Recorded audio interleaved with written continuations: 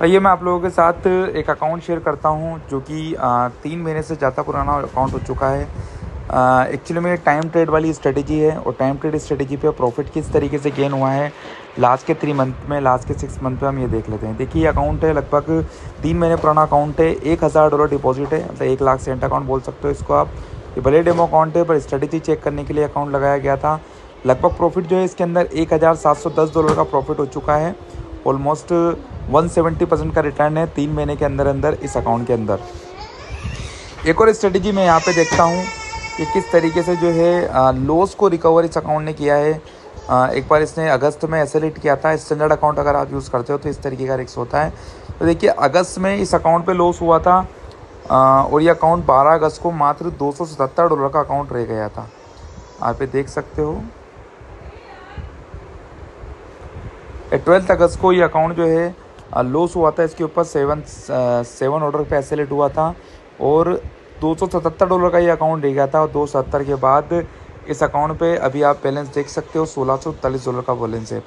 आपको बताने का मकसद ये है कि देखिए, कभी कभार मार्केट अगर ख़राब होती है और अगर हमारा लॉस होता है तो बोर्ड जो है वो रिकवर करने की भी ताकत रखता है। तो आइए देखते हैं ये जो सेटिंग है किस तरीके से काम करती है, किस तरीके से इसके ऊपर जो है ट्रेड लगती है और किस तरीके से इसका सेटअप होता है। ये चीज़ हम यहाँ पे वीडियो में देखते हैं। देखिए, इनपुट आप सभी लोग जो है यहाँ पे देख पा रहे होंगे। इसमें जो है वो बिल्कुल डिफरेंट सेटिंग यहाँ पे यूज की गई है। ये एक्सएनएस देखो, हर ब्रोकर का यहाँ पे से अलग सेटिंग होगा। आपका जो ब्रोकर है उसके हिसाब से यहाँ पे टाइमिंग जो है वो सेट होती है। यहाँ पर एक्सएनएस ब्रोकर है तो एक्सएनएस ब्रोकर की यहाँ पे सेटिंग है। मैं यहाँ पे आपको जो है सेंट अकाउंट की सेटिंग बता रहा हूँ, या आप स्टैंडर्ड अकाउंट की मान के चलो। मैं स्टैंडर्ड अकाउंट की सेटिंग यहाँ पे आप लोगों को बता रहा हूँ। 0.01 का लोड साइज होगा इस सेटिंग के अंदर और 1.6 का मल्टीप्लायर होगा। ऑर्डर जो है हमारे यहाँ पे 9 या हम 8 ऑर्डर कर सकते हैं मैक्सिमम, या आप 7 ऑर्डर भी चला सकते हो क्योंकि 7 ऑर्डर पे लॉस जो है $350 का लॉस होता है। तो आप 7 ऑर्डर यहाँ पे कर सकते हो। इन्वर्स ट्रेड लॉजिक की जगह यहाँ पर नेक्स्ट सेटअप री एंट्री आता है। नेक्स्ट सेटअप री एंट्री आप में से काफी सारे लोग जानते होंगे, बोट यूज कर रहे हो, बोट की सेटिंग देखी होगी। नेक्स्ट सेटअप री एंट्री का मतलब क्या होता है कि अगर कोई इंडिकेटर हमने यूज किया है उसमें अगर हमें एक बार सिग्नल मिलता है तो बोट जो है एक बार ट्रेड ओपन करता है। अगर उसका एसेलेट हो जाता है तो दोबारा जब तक वो ट्रेड ओपन नहीं करता तब तक उसको दोबारा से कंफर्मेशन नहीं मिलती है। तो नेक्स्ट सेटअप री एंट्री हम जो है यहाँ पर यूज करते हैं इस सेटिंग में। टीपी और एसएल यहाँ पे सेम है, 8 और 13 का टीपी और एसएल है।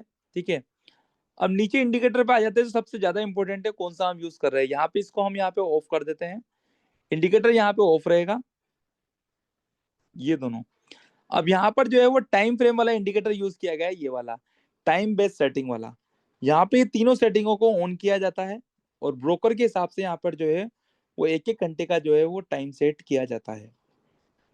देखिए, किसी की एक्सचेंज ब्रोकर है यहाँ पे, तो एक्सचेंज ब्रोकर पे सबसे पहले जो टाइम आता है वो आता है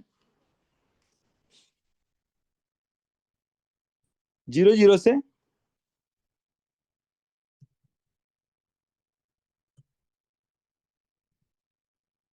0100 का। उसके बाद जो टाइम आता है यहाँ पे आता है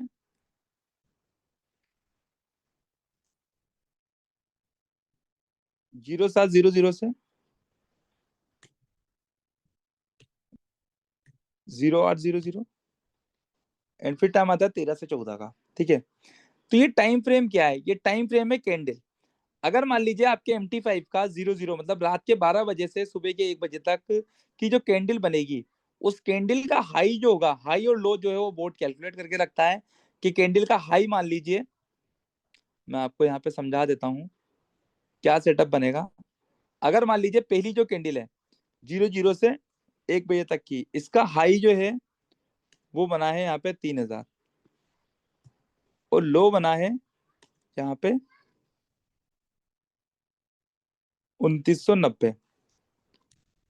अब मान लीजिए ये अपने हाई और लो ले लिया कि 3000 इसका हाई है, 2990 लो है। तो अगर ये कैंडल के बाद जब भी 5 मिनट की कैंडल, 5 मिनट्स कैंडल इसके प्राइस को ब्रेक करेगी किसी भी साइड, सपोज कीजिए कोई कैंडल ने 3000 को ब्रेक किया, मतलब हाई की तरफ ब्रेक किया 5 मिनट की कैंडल ने, तो हमारी जो है वो बाई की ट्रेड ओपन ही होती है। और अगर लो की तरफ ब्रेक किया तो हमारी जो है वो सेल की ट्रेड ओपन होती है। अगर इसका एसएलेट हो जाता है तो बोर्ड जो है वो चुपचाप हो जाएगा, फिर वेट करेगा नेक्स्ट ब्रेकआउट का।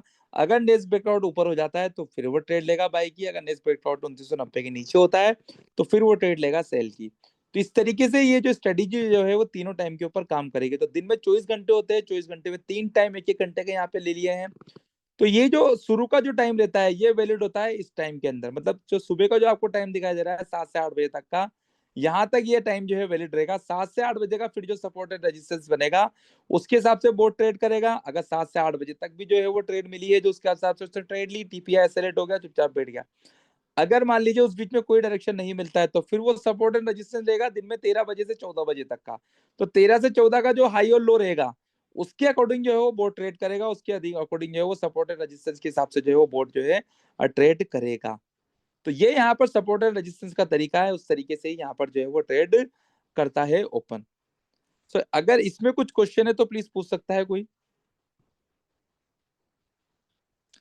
ये मैंने बहुत इंपॉर्टेंट सेटिंग है, रिकवर हुआ है इस पे अकाउंट और बहुत मतलब शानदार तरीके से जो है वो इसका अकाउंट चल रहा है। ये मैंने इसको ओके कर दिया है, ठीक है। अब यहाँ पर आप देख लीजिए किस तरीके से ट्रेड लेता है बोट, हम यहाँ पे देख लेते हैं। यहाँ पर जो है हमने पहले 1 घंटे का यहाँ पे कैंडल लिया है। मैं यहाँ पे आपको एक सपोर्ट एंड रेजिस्टेंस बताया था। मान लीजिए ये कैंडल है 12 बजे से लेकर 1 बजे तक की ये कैंडल है, मतलब रात को 12 बजे से सुबह 1 बजे तक की ये कैंडल है। तो यहाँ पे मैंने इसका हाई और लो लगा दिया, देखिए दो यहाँ पे मैंने लाइन लगा दी हाई और लो। अब मैं इसको 5 मिनट पे कर देता हूँ। अब देखिए यहाँ पर एक इसका हाई वन H1 का लाइन है, देखिए 3392 का इसका हाई था। ये 5 मिनट का चार्ट लगाया है मैंने, यहाँ पर कैंडल ने ब्रेक किया है तो बाई की ट्रेड हमारी यहाँ पे ओपन हो चुकी है, ठीक है। बाई की ट्रेड ओपन होकर हमारा टीपी जो है यहाँ पे हिट हो चुका होगा। टीपी हिट हो गया, बोर्ड जो है चुपचाप बैठ जाएगा, अब ट्रेड नहीं लेगा बोर्ड। इसके बाद अब जो ट्रेड ओपन होगी या तो नेक्स्ट ब्रेकआउट या तो नीचे आके वापस से ब्रेक करे ये कैंडल को, या फिर जो है जैसे कि यहाँ पे मान लीजिए बाई की ट्रेड ओपन हुई थी, सपोज कीजिए यहाँ एसेलेट हुआ, फिर यहाँ पर वापस से ब्रेक किया इसने, तो फिर से यहाँ पर जो है हमारी जो है वो बाई की ट्रेड यहाँ पर जो है ओपन हुई है। तो अगर इस तरीके से हमारी जो है इस बोर्ड जो है वो काम करता है, तो जिस तरीके से ये बोर्ड काम करता है तो हमें जो एक ट्रेंड हमेशा दिन में 3 से 4 बार जो है हमें ट्रेंड डायरेक्शन में जो है वो ट्रेड करने का मौका मिलता है, जिसकी वजह से ये अकाउंट जो है वो रिकवर कर पाया है और इसी की वजह से जो है इस अकाउंट पे जो है वो इतना प्रॉफिट हुआ है। तो ये मैंने आपको तीसरी स्ट्रेटेजी शेयर की है। अगर इस स्ट्रेटेजी में किसी को कुछ पूछना हो तो प्लीज एड्रेस कर सकता है।